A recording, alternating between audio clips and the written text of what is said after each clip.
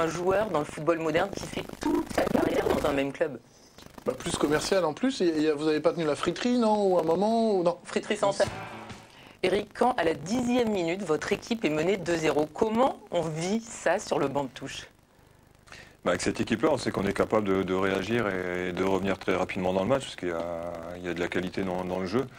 C'est ce qu'elle a fait. Peut-être qu'à 2-0, elle s'est dit de toute façon, maintenant on n'a plus rien à perdre, mais on les a sentis un peu timorés. On n'a pas réussi à mettre notre jeu en place, dû aussi à l'équipe de Châteauroux, qui est venue un peu nous chercher.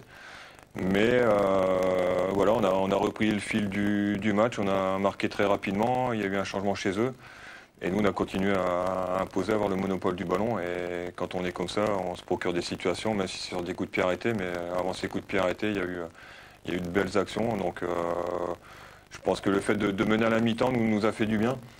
Et en deuxième mi-temps, on a confirmé. Après, on se met en difficulté encore dans les arrêts de jeu en prenant un but évitable. C'est l'eau de cette équipe-là qui est joueuse, qui a peut-être aussi un moment s'est dit tiens, Angers, on a perdu des points sur la fin du match, peut-être qu'on s'est mis un peu de pression. Mais en tout cas, elle est capable de réaliser de belles choses et pour le staff, c'est très intéressant. Est-ce que c'est pas un petit peu à l'image de votre... Avec un peu plus de 10 points d'avance sur le premier relégable, les Lensois sont à nouveau dans la course. Une opération maintien lancée fin septembre 2012 avec l'arrivée au poste d'entraîneur d'Éric Sicora qui a remplacé Jean-Louis Garcia.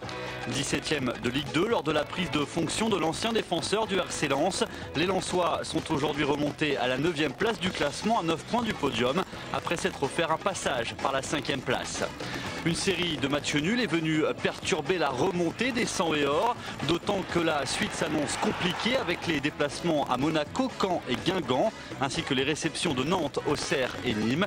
Il reste 13 journées de championnat au Lensois pour recoller au podium. Si du côté des dirigeants on reste prudent, les supporters, eux, croient plus que jamais à la remontée.